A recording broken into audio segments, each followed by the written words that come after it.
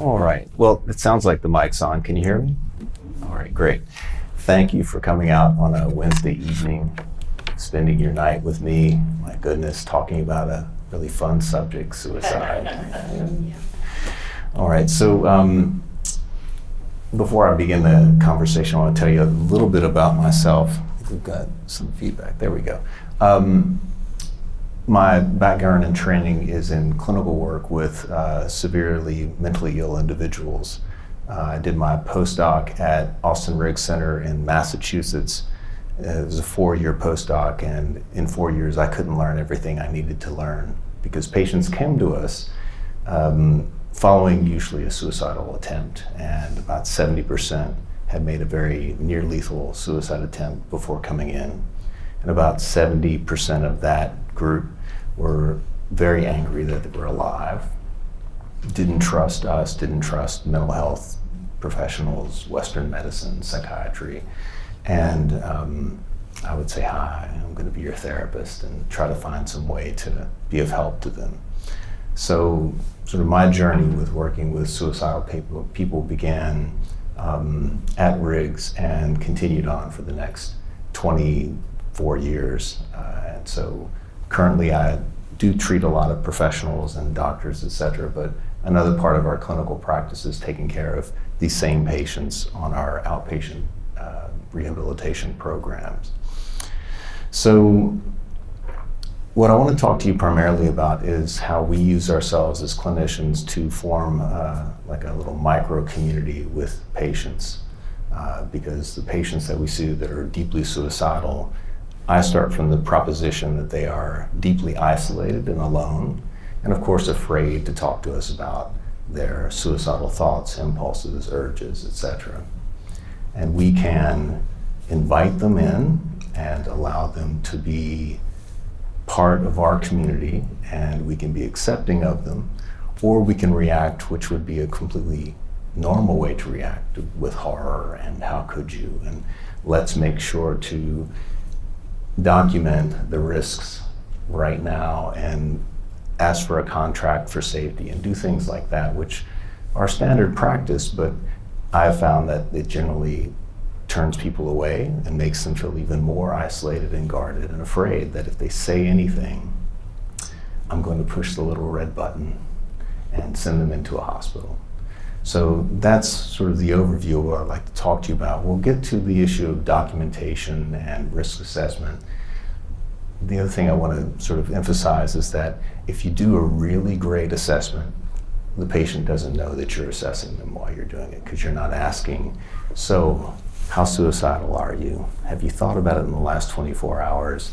Have you made plans? And because you all know, as people are smiling in the audience, you know what the response is. They clam up, they tell you what they need you to hear, maybe not the truth. Yeah? All right. So the other thing I want to do is, if we can, make this fairly interactive. So if there are questions, ask them, and I'll ask you guys questions from time to time as well. All right, so you don't have to wait till the end to come in. All right. So we, when you work with people that are suicidal, the one thing that stands out is how ridiculously alone they are, because they have felt the need to hide their sadness, depression, isolation, difference from nearly everyone, and the most sort of sacred thing that they have to hold to themselves is how desperately they want to die, and they rarely tell other people about it. And so the fact that they're even coming in to talk to you and you're getting hints of this is a big deal. I like this quote from Dorothy Day because she really makes this a community issue. Right? This isn't just for one individual, it is for all of us. The suicidal individual, the person with mental illness, is stigmatized, isolated, alienated, and is at risk for being even more alone. But the answer, at least according to Ms. Day, is that it is community. The solution to isolation is community. This is a picture from the Golden Gate Bridge in San Francisco, and the man standing there could be any of our patients at any time. They may not be standing at the precipice of the bridge, but they may be sitting in our offices and be just about as close to taking their lives. And so what I like about the picture is that the police officer does not seem to be alarmed. His hand is sort of relaxed and gestured. He's not scowling as some would. He's just trying to find a way to reach this young man. And in this case, he reaches him, and the young man reaches back up to him, and they take him off the bridge. And he is a survivor because of that. So I think of myself as being someone who's in that spot all too often, and I want to reach out to the patient, and hopefully they will, kind of take my proverbial hand, and we will do something different than them jumping. This is the Golden Gate Park next to the Golden Gate Bridge, and these are shoes of victims of suicide, people who have jumped from the bridge. They hold this annually as a commemorative to these individuals. So we know that we can't reach all of our patients. We know that we're not going to be able to affect change in everyone. And we have to always remember that part of our work is to deal with life and death. I oftentimes think of myself as being, at least in this regard, similar to a surgeon or an oncologist. It is part of life. It is part of our practice. And if we get through it without having a death, fantastic. But the odds are really against us.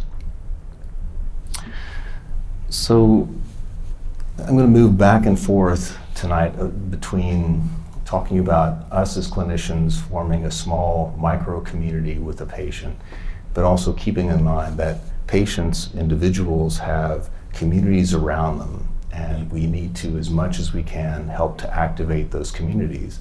It is something that the Hope and Healing Center does, I think, quite beautifully, is to engage peers and others in the community to be part of their lives. So it's not only a clinician trying to provide all the care services, contact, human capacities.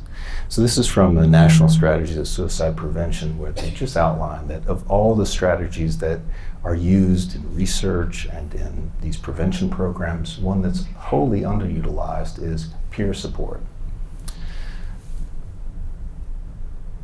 So I'm going to make a case, or I'm going to try to make a case for why turning to others and forming an attachment to others is a very important aspect, not only of suicide prevention, but also of just returning to healthier functioning, specifically in terms of emotion regulation. Now, if there is a second aspect that is common, sort of a cross-cutting dimension of suicidality, one is feeling isolated and alone, and the other one is just being overwhelmed with pain that they cannot escape, becoming desperate because they become convinced that they cannot escape that pain, and then looking for desperate solutions for that, one of which is suicide, others are substance use, etc. So I believe the belonging and finding a sense of belonging is in fact kind of an antidote, a long-term antidote to suicide for the vast majority of individuals. So we start with social ostracism, which comes into play when anyone gets a diagnosis of depression or anxiety, or is seen by loved ones of the community as having some kind of mental disorder. So the stigma is not only from outside, it's not only from others, maybe looking at you differently or reacting to you differently or treating you with kid gloves. It also comes from within. If I had $1 for every patient who hated themselves because they were depressed, I'd be very wealthy. Anyone ever have a patient who hated themselves because they were depressed? There's some hands. Anxious, right? And anyone in here ever treated someone with borderline personality disorder? Yeah. I mean, just sometimes when people get that label, they feel as if they have been handed a death sentence, and it's completely treatable. And I love working with people with borderline personality disorder, but sometimes they hate themselves in part because of that label.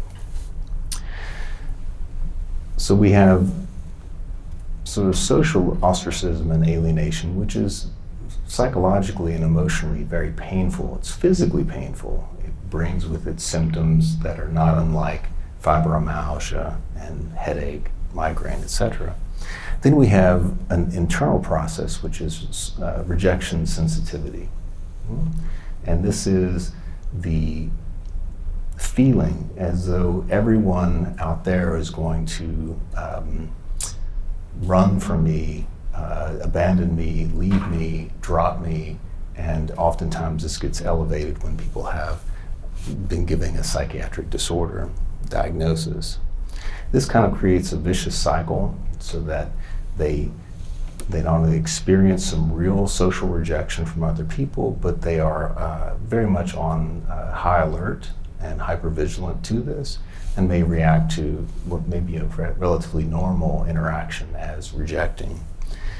So probably the best thing that we can do is to provide them with a small, stable, reliable community where they over time begin to feel as though they belong, as if they are accepted, as if their disorderedness is not a problem, but rather something that can be enjoyed and be interested in and deeply, ridiculously curious about, that kind of thing. So we describe this as a validating environment, and Marsha Linehan talks a lot about this in her DBT work. Mentalizing approaches do the same thing. There is a high premium on acceptance and recognition that they too are humans and we are more like them than not. So it's a tall order to expect to have a large community to be able to do this kind of knitting together and building of a community, but it does usually start with one person. And oftentimes these individuals will have one or two people in their social group that they have a closeness to. Not perfect, but certainly more so than not. And I always look for those people. I look for, is there a family member? Is there a friend? Is there a loved one? I even ask about people who passed away 20 years ago, because those people are still in them and they can still access them via memory and evoking those memories of those people, so that we slowly build a community around them. But usually it starts with one of us as kind of making a community. So why attachment? And what's the purpose and utility of this? Now, I give this talk to people who are not psychiatrists and therapists and so forth, and so this may be a little laborious. This is like preaching to the choir with you guys, but it kind of goes like this. In our culture, in our society, there is such a pressure for independence and to be, sort of a fully autonomous individual. And so the idea that we may need to lean on someone else in times of crisis and stress and overwhelm can become embarrassing, right? And so attachment theory really puts that on its head and says, no, in fact, you're not dependent or codependent if you turn to other people in times of distress. This is how human beings evolved, right? This is co-regulation of affect and emotion. So it's not a sin to call or to text or to reach out to someone who you trust in times of distress, right? I have taken to giving patients my cell phone number, and this was not my practice in the first probably 5 or 10 years, because I was taught as a psychoanalytic clinician not to. That's breaking a boundary. That's, there's all kinds of things that's wrong with that. But what I found was that when I gave my patients my cell phone and said, text me anytime if there's something that happens, call me if you need me, they rarely do. And when they do, they take 2 minutes of my time and they're apologetic, and generally they feel better after they've done so, and we're knitting together that little community by doing that.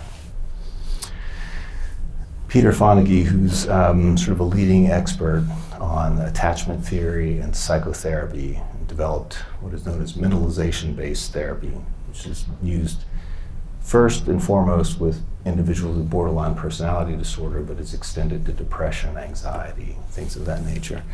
he really talks about how important it is for not only co-regulation of emotion, but for mentalizing, that is, our ability to think clearly about ourselves and be curious about ourselves, to take a pause and think more critically and clearly about how other people may be interacting with us. And this is done most optimally when people have a lowered threshold of emotion sort of overstimulation, and when someone can come in and help them co-regulate. Yeah? So now we just take a little tour off into research. Is that, yeah, you can see that, okay. So it's not only that it's a theory and a clinical practice, but there's research that demonstrates, hey, when we turn to someone in a time of distress, it can actually change our physiological reaction, the pattern of brainwave activity, and specific areas of the brain become more activated than others when we can turn to someone. So the experiment went like this. This is Jim Cohn from the University of Chicago in Illinois. He did a whole series of studies that had people going into a laboratory environment and randomizing to one of two conditions, and then studying their brain activity in an fMRI during this activity. So one study was this one. Wives were chosen as to be the subject. In this case, they volunteered, and they first filled out a whole series of paper and pencil measures, some of which had to do with how close are you to your spouse, what is the quality of your relationship with your spouse, those things. And then they were told, come on in to our laboratory. They put them inside the fMRI, and they said, okay, now you're going to receive a mild but painful shock. And so they set them up to an apparatus to shock their fingers. And now, we just want you to rest for a few minutes before we start the experiment. Well, as you can imagine, people get very anxious. Right? Yeah, right? I'm going to be shocked. In one condition, the wives were not given the opportunity to hold anyone's hand, just to hold the hand, right? In another condition, they were given the opportunity to hold their spouse's hand. And in the third condition, they were given the opportunity to hold just a confederate's hand, someone who was supposed to be one of the experimenters. Yeah. And so they did this, and Jim looked at the imaging data and the other physiological data, and two things emerged. One, the people who held someone else's hands had the lowest level of overexcitation and basically level of anxiety and fear. The individuals who did not hold anyone's hand had the highest rates of anxiety. And this also showed up in brainwave activity. And then a really interesting thing, he went back and looked at just the subgroup of people who had their spouses holding their hands. And when he looked at that subgroup, there was a clear differentiation between two cohorts. One group, their level of anxiety and distress was really low, lower than any other group. The other group of women who held their spouses' hands had very high, elevated levels of anxiety and activity in the amygdala. And those individuals were differentiated by the quality of their relationship with their spouse. If they had a bad relationship with their spouse, they were very anxious even when holding the hand. A good relationship, much lower. So just try to translate that into how we interact with our patients. If we have a good alliance, if we have a good relationship, if they feel safe with us, we're going to be naturally helping them downregulate their emotions just by them coming into the office. Has anyone ever had a patient walk in and say, oh, it's just good to be here? And they sit down and they kind of slump into the chair. Yeah? Okay, good.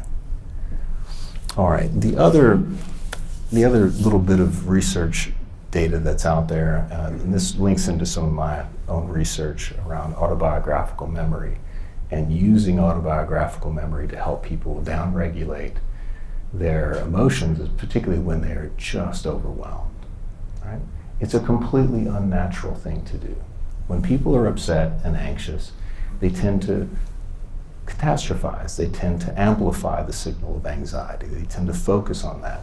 So trying to get patients to change gears a bit and to think about someone from their past, someone that they're very close to, someone who is outside of the norm of their relationships, someone that they trust, they feel very close to, etc.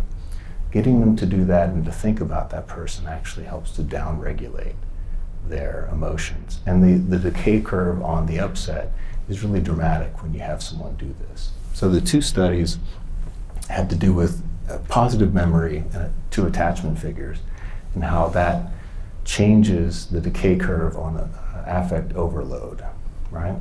Randomized again to two groups. One group is just told to feel whatever you're feeling. The other group is encouraged to activate prime and attachment memory. Those in the attachment memory group, their decay curves on physiological arousal, self-reported arousal, brainwave activity, all change much more dramatically than the others. The second study by Cooney just looked at imaging data when people are asked during the MRI to think about a positive attachment, someone from their lives. The areas of the brain that get very activated during this recall activity are known as the dorsolateral prefrontal cortex. And this part of the brain is very important in restoring things like good judgment and being able to slow down your mental processes and not be so caught up in the moment of whatever is overwhelming them. So it's very good for people to get reconnected to a different community, as it were. Now, sometimes patients initially get very worried because we're asking them to also remember someone who has passed away. It oftentimes happens. And so they get worried that they're going to get overactivated and grief-stricken and so forth. But you can help them to gradually get accustomed to thinking about that person and what that person is still with them, how they are with them, how that person can serve as a guide to them in many ways. I ask patients, and I run a group at Methodist called MAPS. It's a mentalizing and attachment priming. And in that group, I encourage people to do this, and oftentimes they remember someone who's passed away. And then we talk about, well, how are they still with you? How do you use them in day-to-day life? And sometimes they say things like, I haven't thought about this person in 20 years, but they taught me how to do this, right? They were supportive of me. And then they begin to use them and activate them in times of crisis, and it really helps them to dramatically decrease their overwhelm. Yeah? So again, we can do things to help them knit together communities when really they may be nearly isolated in their lives. Okay, so that's my way too long conversation about why attachment matters. But if we talk about that, then I think the rest of this will make sense to you, because I'm going to recommend that when we need to do some kind of assessment of safety, that we do it in reverse order of the way all the manuals and experts tell you to do it, right? So I wrote a paper in 2012. It was an invited paper by the Psychotherapy Division 12 of the American Psychological Association. They asked me to write a paper on the core principles of psychotherapy with suicidal people. And so I didn't know what to write about, so I wrote about what I knew. And the principles basically say, first, don't do a sort of standard suicide assessment with patients. If you have a worry about them, try to really dig into what the current circumstances, the context, what they're overwhelmed about. Get really curious about their upset and help them to get curious about their upset as well. And rather than focusing on suicide, which we know will turn them off and make them feel as though they have to be very cautious, we talk to them about what is driving it, what is making it so appealing to them. What is it that makes this the only option that they have or that they think they have at the moment? And by doing so, sometimes you can get them to be really curious about whatever stirred them up in the first place, right? And then suddenly the suicidal thoughts become less compelling, less needed, and they feel as though they can understand themselves. So there's a bit of the self-alienation begins to, wow, that was some intense feedback. Self-alienation begins to dampen a bit, and they begin to feel like they're human again. So this is a way to do that. So the rest of the order of this is going to be, how do we join the patients where they are, and then if we need to do the assessment at the end, if we have to do a formal assessment, how we document that, etc. So we'll get to all that, yeah? Okay. So you said self-animation or self-examination? Self-examination. Examination. I thought you Yeah. said animation. Oh. Hey, what is that? Okay, all right. Is it better? Yeah. Yep. All right, so I call these rules of engagement, and I lay these out because they don't come naturally to me, and I don't think they come naturally to many of us, because when our patients are really, really, really upset, it's contagious. We get a bit upset ourselves. I mean, I know my heart rate goes up. I know my voice becomes a bit higher in pitch. I can get so quiet that they can barely hear me. That's the other sign tell for me, is I start getting really quiet. Okay? as if something I'm going to say is going to make them worse, right? That kind of thing. So first, we're going to go back to the idea of community and belonging as something that is an antidote to suicidality. So first, we're going to try to create an ally. And even in that moment when they feel as though the world has forsaken them, to try to, at least in that hour, build in a sense that they belong, that it's okay for them to be here, it's okay for them to be suicidal, it's really okay for them to be wanting to be dead. Yeah? Second, if we stopped there, we probably wouldn't do very well, would we? We might walk out saying, well, I have every right to go kill myself, and golly gee, my therapist thinks I should. That's a good idea.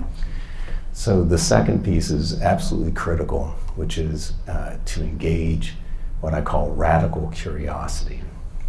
And that is, or if you prefer, ridiculous level of curiosity about why, what, how come, what's the purpose, what's the function, what is this doing for you?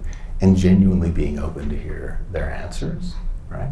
And to be able to push back a bit, because our curiosity, even asking the question, begs the question, so why do you want to kill yourself? It should begin to activate them a bit as well. And if we can, in turn, if we can be really curious, then we can model for them a level of curiosity. We might be able to engage their curiosity as well. One of the things that I've seen happen with patients, and I studied this using some performance-based measures years ago, it's this thing, and maybe many of you have seen this as well. When someone is overwhelmed, and maybe they're just beginning to get really upset, their emotional peripheral vision is like fairly good. But as they become more and more anxious, frightened, angry, whatever the emotional state is, it's as if their emotional peripheral vision begins to shrink, and all they can see is that feeling in front of them. And I've had many patients say, this feeling has been here forever, when I know it hasn't, right? And it's going to be here forever. And the forever of this feeling is probably one of the things that drives suicidal crises and action more than anything else. It's just the absolute certainty that they are going to feel this way forever. A breakup with a boyfriend or girlfriend, pending divorce, whatever it may be, is something that they just become utterly convinced that they will be that way for the rest of their lives. Okay, so we're going to try to engage that curiosity, both to join them, but also to begin to get them to be curious about what's happening with them, and to restore some of this capacity. And the last is to try to help them restore some capacity for emotion regulation, because most of the time, individuals that present in our offices, even if they don't appear to be terribly viscerally upset, underneath they may be boiling. Yeah? All right. And then if we need to, if after all these efforts the individual is still just in a state of, I'm going to do this, this is what I'm going to go home and take care of, etc., then we can move into management mode, right? Crisis management. And we can arrange for hospitalization if we need to, etc. But I really like to put that at the very end of my investigation with them, because many times it starts out as if, okay, I think probably going to have to hospitalize this person today. And then 40 minutes later, oh, they're going to be fine. It's the way it comes down, right? And that's just because they have gotten something out of the exchange. Okay? All right. So I thought I would tell you a bit about a patient, use a clinical vignette to illustrate some of these approaches, because just talking about sort of high level, this is what we should do, isn't always terribly effective. So this case was one that was presented in the article that I referenced earlier. And this is Esther. Esther came and worked with me at a hospital inpatient unit. She was a middle-aged woman, 3 children. She was found by a friend, comatose and cyanotic, so she was close to dead. She spent, I don't know, it was a lot of days in intensive care, and the suicidal crisis did not abate. She was still deeply suicidal, and so they arranged for her to come to our hospital. She came in as many patients do, which is angry that she's still alive,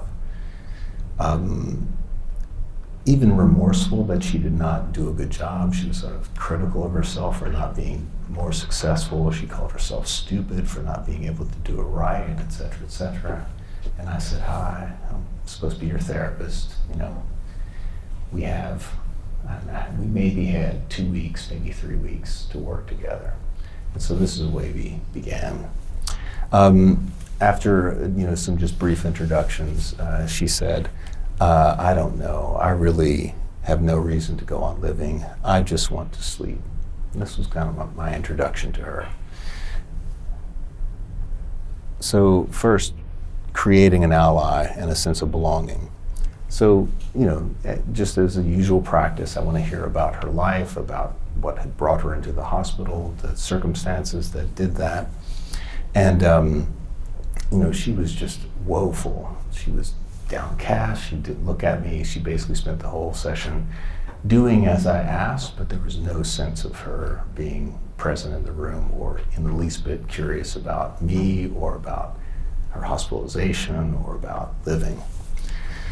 So,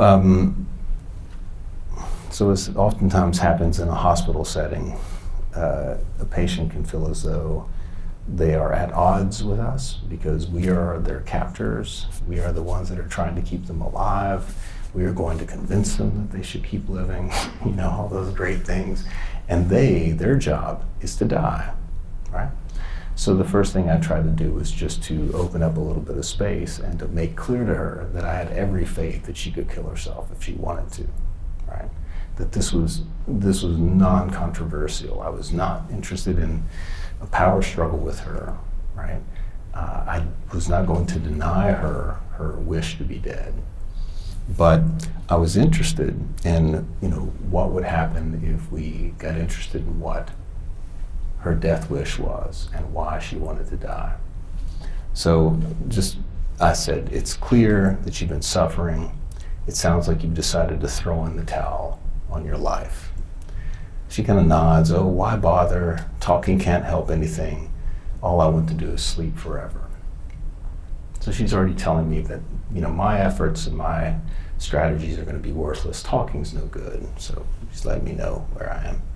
And I said, I'm confident you can kill yourself at any time, but you're sitting here with me, which makes me wonder if there's something else you want in addition to your death. I didn't say besides your death.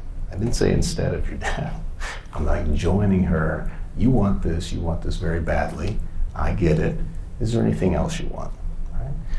This is not new to my approach or specific to my approach to it. This is also something that you can find in the Collaborative Assessment and Management of Suicidality. It's called CAMS. David Jobs at Catholic University in Washington, D.C. developed CAMS to work with suicidal patients, and David does a really nice job of joining the patient as well, and then getting them to be engaged around their suicidality. He asks them to set aside suicide for 6 weeks, 6 months, and then tries to work with them to get to what are the chronic drivers of their suicidality and what can they be done about those things. So once I made clear that I wasn't, going to battle her around her suicide or send her back to the unit or send her to another hospital, she relaxed a little bit. And I went back to her comment about sleep, because she's now repeated it about 3 times in one session. And I said, you can sleep for eternity if you kill yourself, but I'm wondering if we could find out what's behind your suicidal wish and see if you can help, we can help you with the problems that drive these thoughts. And then she says, so what kind of things do you think might be driving this? And it wasn't, it wasn't said nicely. It was more like come on, you don't know anything. You're not going to get anywhere. But at least it was a question. So, a quick divergence, because I'm not always comfortable saying to patients, oh yeah, you can kill yourself anytime you want, because that can sound as if I'm giving them permission or taking it lightly, etc. What I'm trying to do is to counter what is a very widely held perception among patients. So in 2008, 2009, a colleague and I began talking to patients in large groups about suicide, right? And this was in the hospital where 80% of the people had made a suicide attempt, 93% were actively suicidal all the time, and they said things like, I thought it was against the rules to talk about suicide. They held this, and this was not a, 5-day acute inpatient hospitalization. This was a place where people came for 6 to 8 weeks at a time. And, they still had this perception that it was wrong and that they would get in trouble for that. So we began running groups, and one of the groups we called Suicide Resilience. The name on their schedule that they got daily, Suicide Resilience. We were asked to take that off, to put name it something else other than Suicide Resilience, because suicide, that word is very potent. And we refused. We said, no, this is what the group is, and we will take care of this. And, we've got to make a forum for patients to talk about this. So even some of the staff and administration were worried about the word suicide showing up in any of our documentation. Yeah? Is it so shocking to anyone? Surprising? Okay. And then, once we started running these groups and patients began to talk with each other about their suicidal thoughts, about their previous attempts, about how angry they were that they were still alive, they began to find relief, because they also found community. They found other people, not just the shrinks, other people that were in the same boat, and they were able to communicate with them. And they were so relieved sometimes for this kind of thing. Okay, let's see. Yep. All right, so if we can establish that it's okay to say these kind of things to our patients, then we can take the next step, which is to say, okay, I get it, but I don't get it. I understand that you want to kill yourself, but I haven't a clue as to why you really want to do it. And if we can begin with a genuine misunderstanding, a genuine curiosity, and a not knowing, then we can evoke in them the same kind of curiosity. So we're really trying to, kind of grant permission to ourselves and to the patients to be curious and to leave no stone unturned. So back to Esther.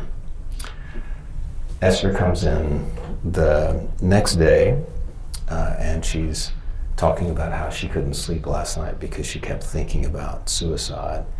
She was really nowhere in a different spot than she was the previous 2 days that I had seen her. And so I just asked, what were you thinking about when the suicidal thoughts started? Right? Just what was going on in your head? She says, I get disappointed by everyone. Nobody loves me. And I say, what might have been going on in your mind just as you were thinking about no one loves me? Right? I'm just going to try to trace down an affect. I'm not asking her, so did you want to kill yourself? Did you find anything, any ligatures to use? I just wanted to follow an affect. She says, I have no idea. And she said this with kind of leave me alone, right? And I said, fantastic, a mystery. I have no idea, you have no idea.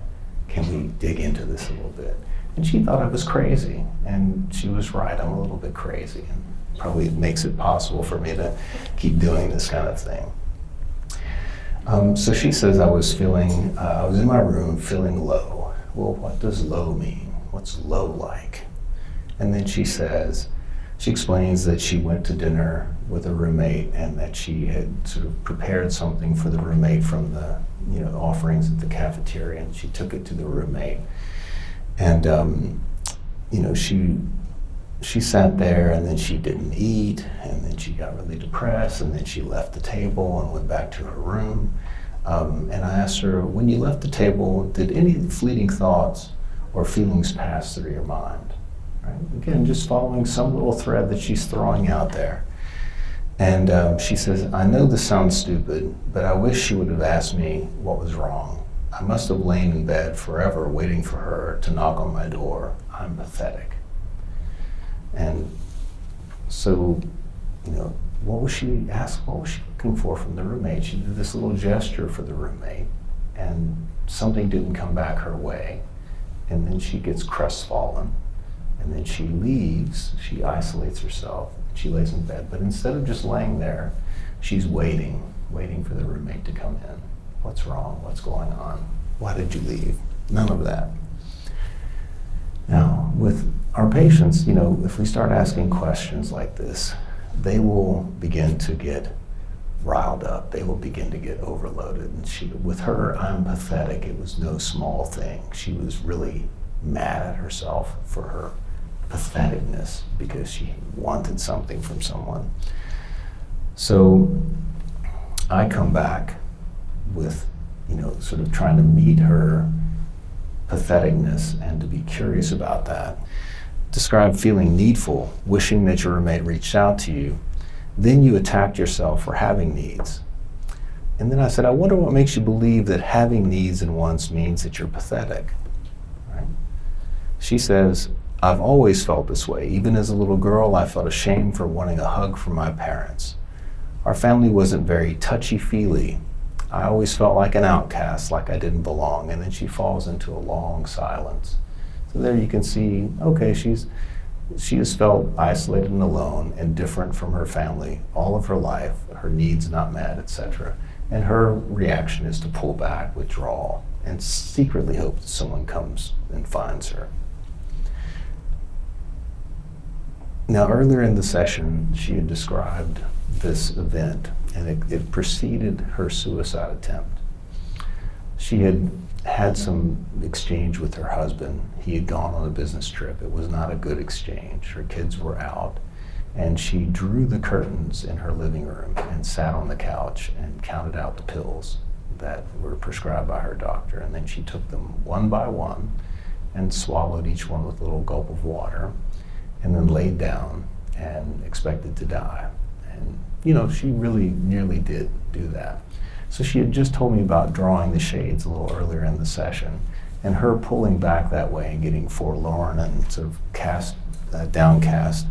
I said, I have a strange thought. As you're sitting here, I can almost see the shades being pulled down over you now.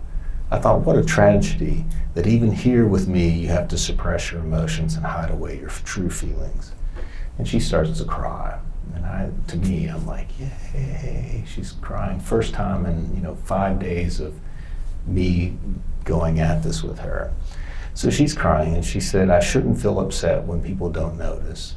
And I said, it's difficult for you to express these emotions, and I sense the pain this causes you. At the same time, I'm sitting here relieved that you're no longer completely alone with the feelings, no longer hiding behind the drawn shades. This was for public consumption. I wrote this in the paper. What I really did was I said, yay! And she began, you're just ridiculous. And I was like, this is great. You don't have to hide, at least not in this moment, at least not right now. And then so we continue on that way. She never, by the way, in 8 weeks, never really bought the Fowler juice, right? She never thought that emotions were great, but she got to a point where she kind of like, well, this isn't horrible, right? And I'm not a terrible person for having this kind of feeling. So she's still beating up on herself about having these kind of emotions. And so I sort of shift gears a little bit. She has 3 children. I have to think somewhere in there she's dealt with children throwing a wobbler, right? Having a meltdown, wanting something really badly and not getting it. So I just say, I'm sure you have memories of your children when they were needful.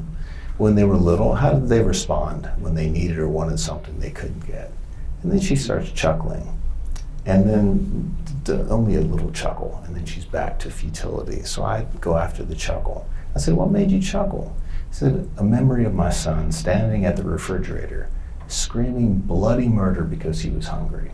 And then she starts chuckling again. It makes me happy to think that he could be so intense about needing something to eat immediately. She realized this filled her heart with joy because she could then do something very simple to fulfill his need. So she has all these very intense beliefs that she should not express any need or emotion. But with her children, they could have them. And she was completely comfortable with them being upset, needful, etc. She just can't shift any of that focus back to herself. So I say, could it be that some people in your life might feel needed if you were to express a need? Because by this point she had convinced me that there was no one in the world that could possibly want to have anything to do with her. She goes, oh, my mother would love to be needed that way. I'm just not sure I want to be taken care of the way she wants to do it. So we get into this conversation about what her mother wants and how that doesn't quite match what she wants and so forth. And I say, I do wonder if expressing your needs, regardless of the other person's capacity to fill them, would be somewhat freeing to you. Because to this point, she had just been trapped and locked into this belief that she could not, should not express anything. So I just laid out there the possibility that in part it doesn't matter what other people do with her needful response. It's that it might just be freeing and less trapping if she had this capacity. Okay. Yeah. All right. So a couple of quick things. I mean, so far does this make sense to people? Yeah, okay. All right. A couple of things that we can do to engage, particularly the more disengaged people. One, to try to do this, developing an ally. And everyone who's done any psychotherapy training knows that developing a therapeutic alliance is really, really important. And without that, there's not much else that happens. And some people focus on therapeutic alliance as an agreement to a set of goals for therapy. And that's an aspect of alliance, and it's very important, and no psychotherapy can go anywhere without some basic agreement on what you're working at. But others emphasize the aspect of bond and that belongingness that comes with the psychotherapy process. So doing that is very helpful. The other thing that we can try to do with our patients is gently and slowly encourage them to build their team, their community, some sense of belonging. I've seen way too many patients become sort of the life support, and the only source of life support is the therapist. And they see the therapist 4 times a week. Anyone ever seen anybody do that kind of thing? right? They call them every day, and it's the only person that they can be in contact with that is safe and secure and can help them in times of crisis. I think that if therapists could do this and do this endlessly, it would be fine. Pragmatically, I'd have no problem with it. The problem is that we need to go on vacation, we get sick, we need breaks, right? And we can't always, and sometimes we're just not in the mood, right? To be honest, we can't always be on for our patients. So they need to expand a bit of their own community and have a bit more flexibility in who they can trust. I think we do want to support attachment and to help particularly patients who feel as though needing someone to help them downregulate is wrong, that we need to help them understand that co-regulation of emotions is an evolutionarily based phenomena, and human brains are created and constructed for that purpose. So kind of go with it rather than go against it. I think, do engage whatever emotion is present, and particularly emotions that aren't necessarily directly linked to the suicidal thoughts, because we can get lost in, the action, the plan, the intent, etc., and go for the affect. Because usually if you trace the affect, you'll get to what was driving the suicidal wish in the first place. Yeah?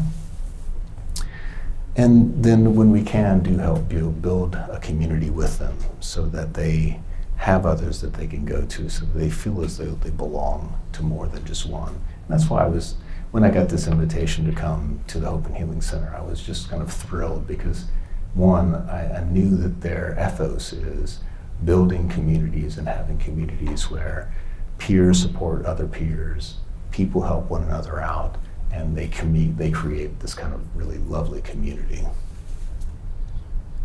All right, you've tolerated me talking about all this stuff for a really long time, and I did promise that we talk about suicide risk assessment a little bit, right?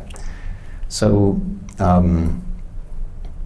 there are many, too many risk assessment forms and approaches and measures out there.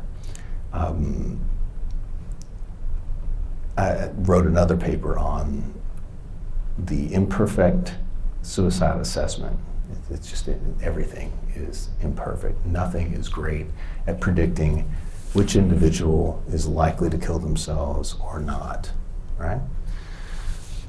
That being said, for our own ability to sleep at night, our medical malpractice risk management, and our sense that we're doing something to document and to assess in sort of an objective way, I turn to the SAFE-T. This is the measure. It's actually, you can get these in pamphlet forms from SAMHSA. I ordered about 1,000 of them and gave them out at Menninger years ago, and I actually held on to one of them. So this is a pocket-sized assessment measure, and I find that even after 20 years, I will sometimes open the drawer up and look at it to see, okay, make sure I'm covering these bases, because I can either get anxious, because a patient is presenting in a particular way. I can lose a bit of focus around certain things that are usually things I don't pay so much attention to. And I just find it very soothing for me to have this little pocket, reminder. So essentially it's going through a bit of background on this measure. This is from the American Psychiatric Association's guidelines for suicide risk assessment and intervention. So these are best practices according to the APA. The SAMHSA has adopted it as its primary measure for assessment. And the nice thing about it is that it pairs the risk assessment and the steps that you take to go through that with the potential interventions. It gives you some ideas about what interventions you might use, although anyone who works in the community, mental health, private practice, etc., has sort of a triage and a stepwise progression of what they will do if someone is desperately suicidal. Usually call a colleague or the psychiatrist they work with and say, hey, or the police, wellness checks, etc. It kind of walks you through each of these areas. One, focusing on what are the risk factors. And most people know that the greatest risk factor for suicide is a past suicide attempt. But that's not very helpful if you have someone who's never made a suicide attempt before and they're desperately suicidal right now, right? So you look through what are the other things that are driving their current suicidality. Is there any opening in their ability to just say, I'll be okay, I'll see you next week, whatever it might be? And is it trustworthy? I think that's where we also have to use our intuition and say, well, they're saying all the right things, but I really have a sense that they are on their way out the door. And then documentation. Documentation, I tend to try to make it as spare and as spare as possible, because otherwise we get into a lot of conjecture and, guessing, etc. And I just try to put down the facts. What are the current, real, ongoing risk factors? Does the person have access to firearms? Do they have access to medications, etc.? Do they have anyone that they can turn to, or are they willing to turn to us or to loved ones if they need something? And can they join a plan? Does anyone here use no self-harm and no suicide contracts? Yeah, couple of hands. Can you say something about how they work and how they work in your practice? Well, I'm at a school counselor. Okay. And so we just, the contract includes people at the school that they could go to, steps they would take to, tools they can use to overcome those feelings. Okay, so in a sense, like a de-escalation plan. They get to build it with you. Yes. Wonderful. Yes. I use it because, as a dinosaur, that's what I was taught to use, to protect myself. Mm-hmm. And I'm actually very matter of fact with them. I said, I realize it's just a piece of paper, but let's talk about, should you choose to follow through, I need to protect me and your family being upset with me and with you. So let's just look at these choices here. So I'd like you to promise that between now and our next appointment, you will not, attempt suicide, you will not kill yourself, and that should you become overwhelmed, and at the bottom are all the numbers, a family member, and it's just like this contract. And I've only had, in all these years, I've only had one gal who only had one appointment said, that's just a piece of paper, I'm not doing that. Okay.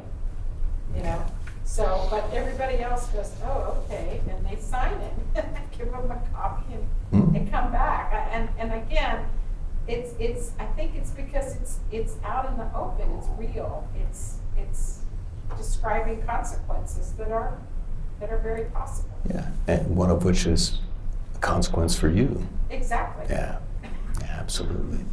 Well, I love both of those examples in part because there's also joining in that, right? They're not in isolation. Their actions are not purely isolated.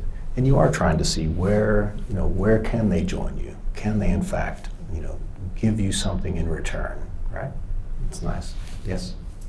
So through our DBT program, there's a contract that they sign to come into that.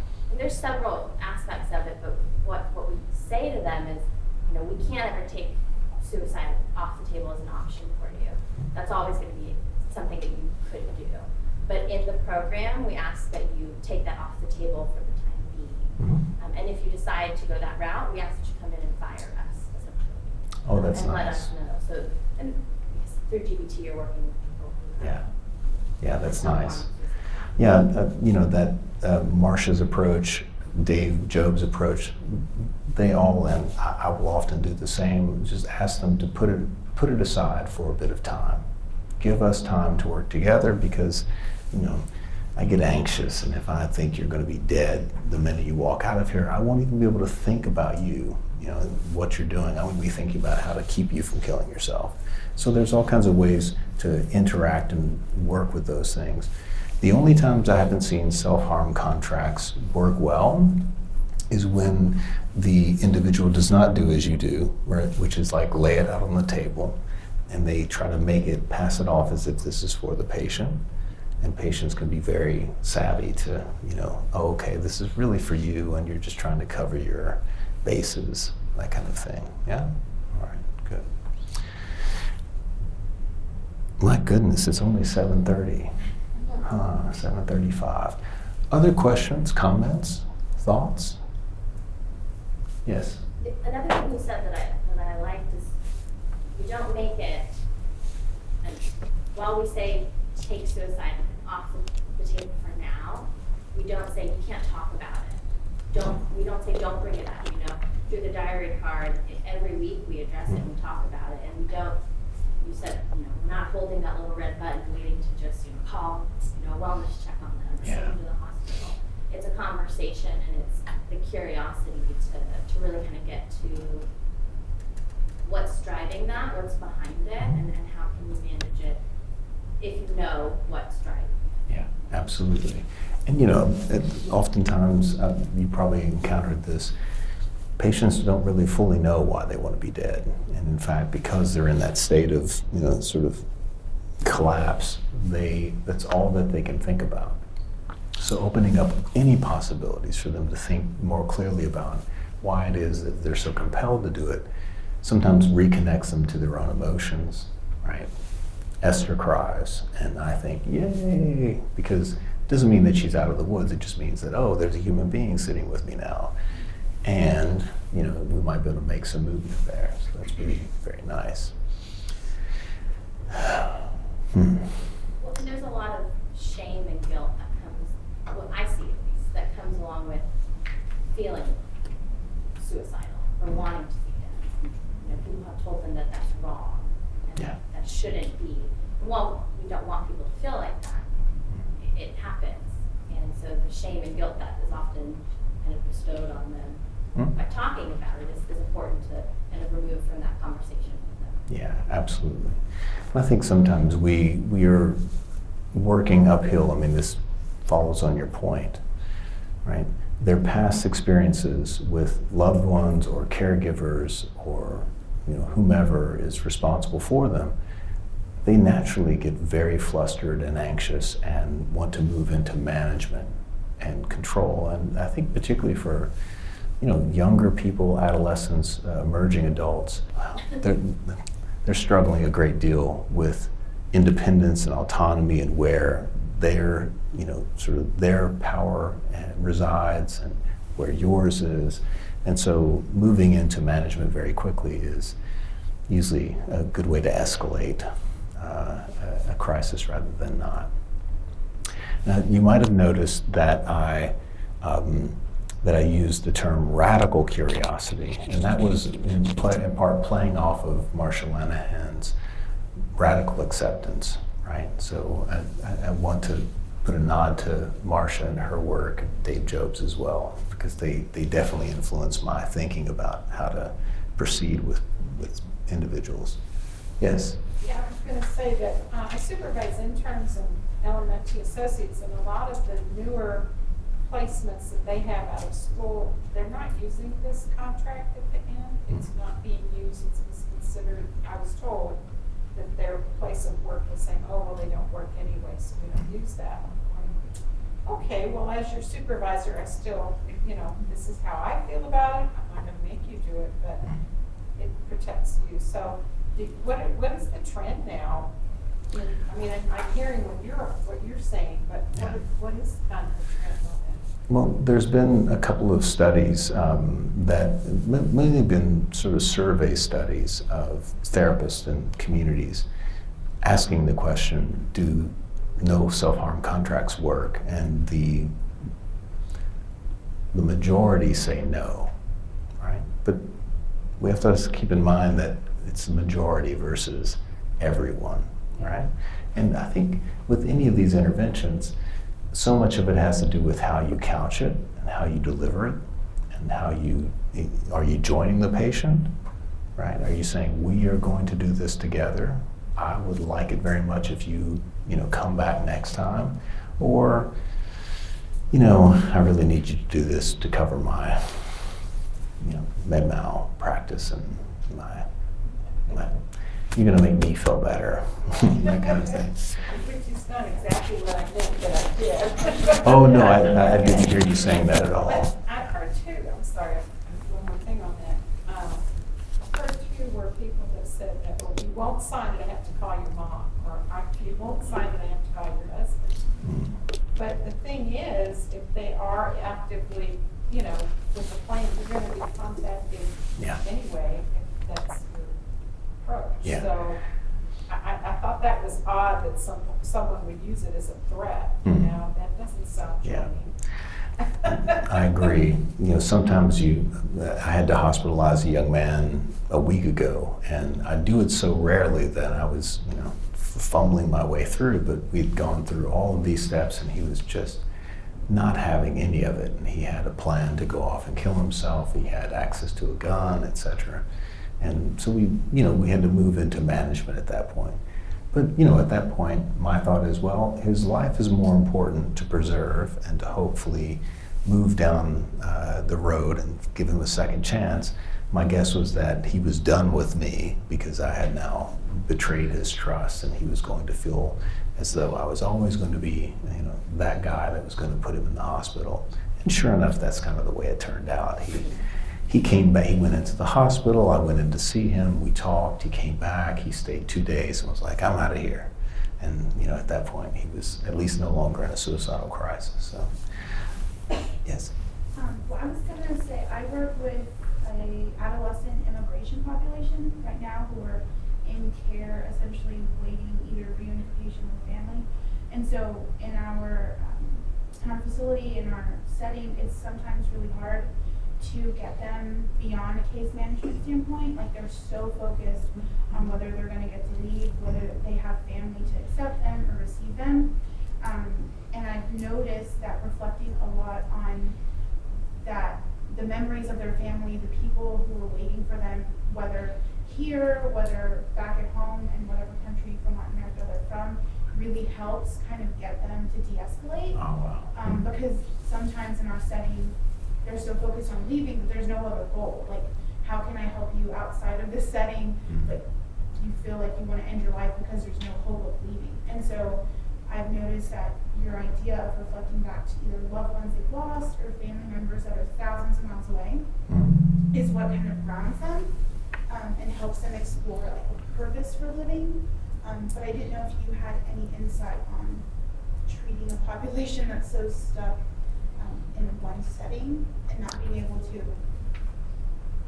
Yeah, I don't, but I think your, like, on the spot decision making was very solid, because you're seeing evidence, right, that it's a bit like, oh, that's right, there's something else beside the trap door that I'm trying to get out of.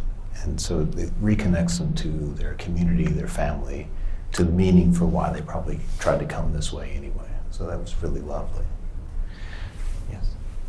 The place I work, we use the safety plan.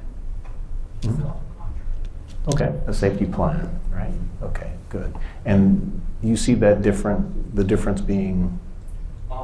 It's more about like learning the triggers, the symptoms, coping skills, Yeah. seeking help, social support. Yeah. Yeah, I think as long as there's something that gives them some resources, gives them some contact, gives them the sense that you're in there with them, right? Even if it's a no self-harm contract, if you do it in a way that connects them, it's going to be helpful. Is there a question? Is there one over here? Okay. Any other thoughts? Thank you for coming out and spending the evening with me. I'm hoping that the traffic has died down for us all.